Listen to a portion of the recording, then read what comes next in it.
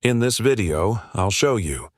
While cops are here to help and protect citizens, what happens when they're actually secret killers in disguise? Yeah, right now you're charged with murder, and it is killers. Here are 3 examples of when cops try to get away with murder, starting with the horrifying case of William Talley. On the 11th of May, 2019, police received a worrying phone call explaining that former Police Sergeant William Talley had been in an argument with his girlfriend, Kelly Levinson. At some point during the fight, he fired gunshots at her. William quickly left the scene, stealing Kelly's truck, but was worried he may have done more damage than he realized. So I don't know anything since then. So nobody's here has been injured? No, that's what I told him when I called. He told me that he was in helper. The police had to immediately treat this like a crime scene and decided to search the house to ensure Kelly's safety. There was one thing on the officers' minds, and they were all silently pleading that they wouldn't find her dead. Deputy Brown, who's the workman? There's a dog in there. Yep, she's right there. Sorry again, man. Upon entering the house, evidence of some kind of physical altercation was scattered throughout. As they entered the kitchen, though, they would find Kelly's dead body lying on the ground. With all the evidence the police had, it wasn't difficult for them to determine their main suspect, but catching him was another matter. They knew that William had received both police and SWAT training, so he'd be difficult to catch. However, all of a sudden, police received a phone call informing them William had gotten into a car crash. The cops rushed to the hospital, where they found their number 1 suspect waiting for them, bruised and bloodied. We're going to take care of you now. Once William was discharged from the hospital, he was immediately brought to an interrogation room where the investigation would truly begin. Can I ask what my charges are? Yeah, right now you're charged with murder.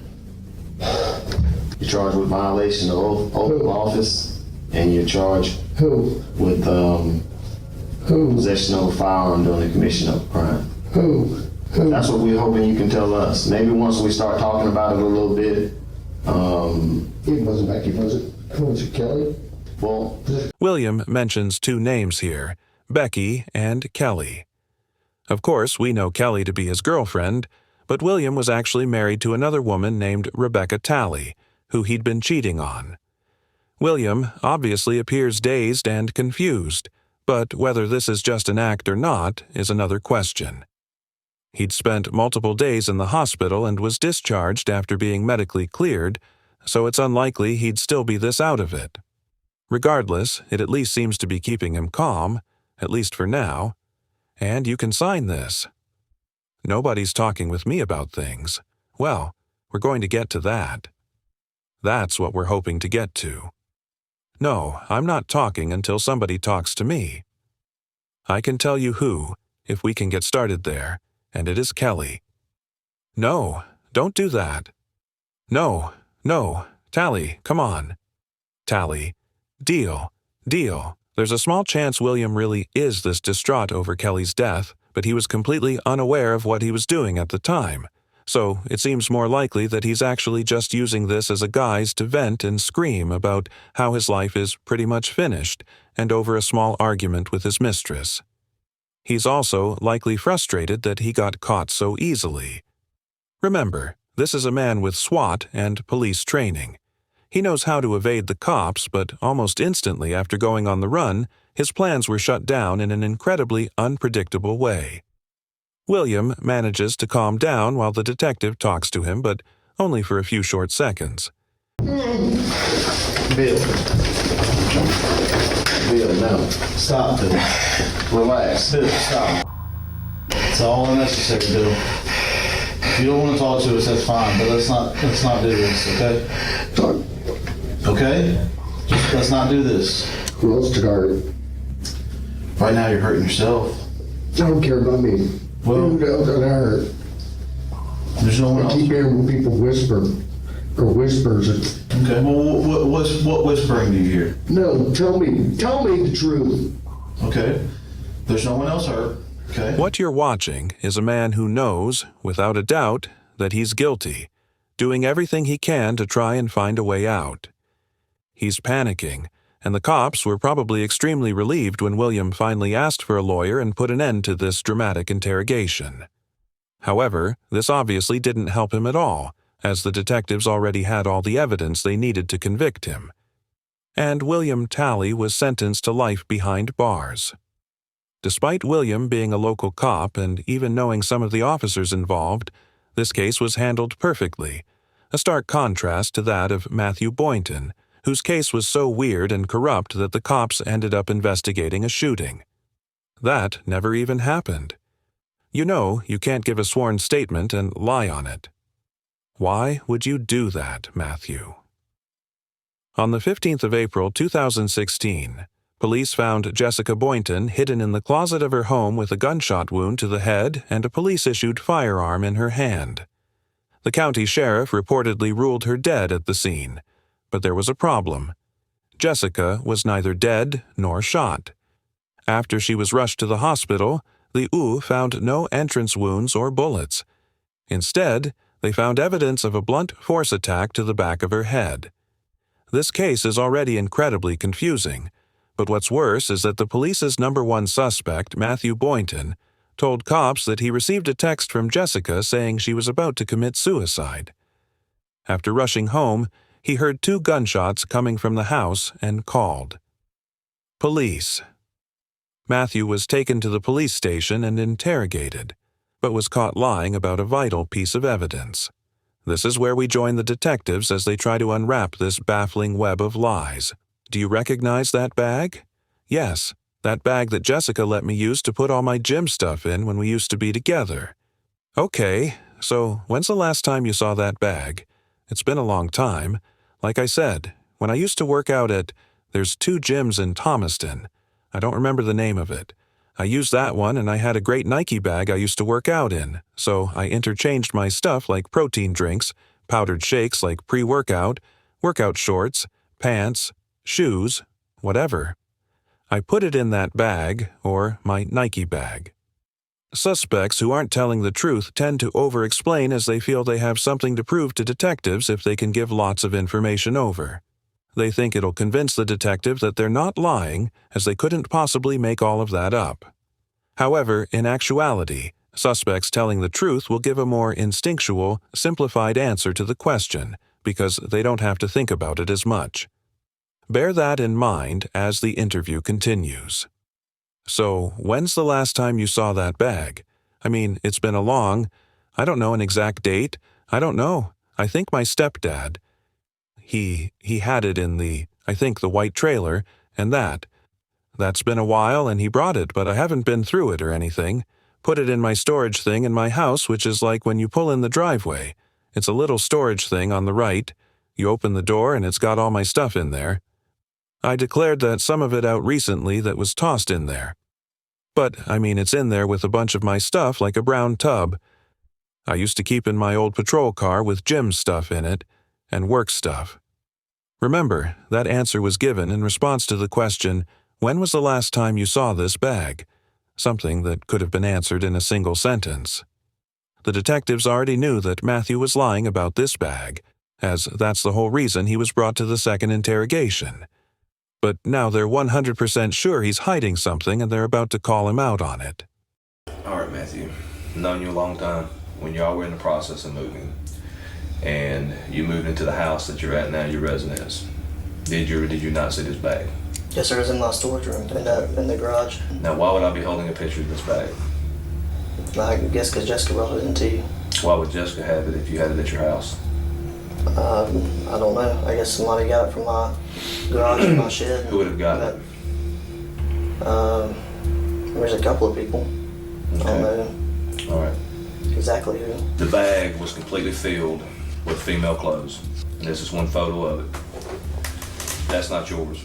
No. This whole thing might not seem like a big deal, but it's actually the root of a much bigger problem. This bag, along with everything in it, belonged to Jessica. So when it was discovered in Matthew's possession, after he told police that he'd handed all of her belongings over, it confirmed that he had been lying under oath again. A small issue at first, but now that the detectives know he's comfortable lying about this, They know that almost every piece of information he's given them could be completely untrue. The bag was turned into us. We have possession of the bag. We have evidence that said it came out of your storage room. Is that true? Yes, sir. Is there anything you'd like to say? No, sir. Do you believe that statement would be accurate and true? Not now. Do you believe it, Dan? No, sir. Matthew has now essentially confessed to stealing the bag of Jessica's belongings and lying under oath. There's the question of why he did this, but we haven't even gotten started on the assault part of the case. Why Jessica was found unconscious in their closet after allegedly texting Matthew she was going to shoot herself. As it turns out, though, the police would also never move on to that part of the case, and it remained completely unanswered. Matthew was charged with stealing and lying under oath, and after being placed on administrative leave, he resigned from the force but went completely uncharged for whatever happened on the night of April 15th.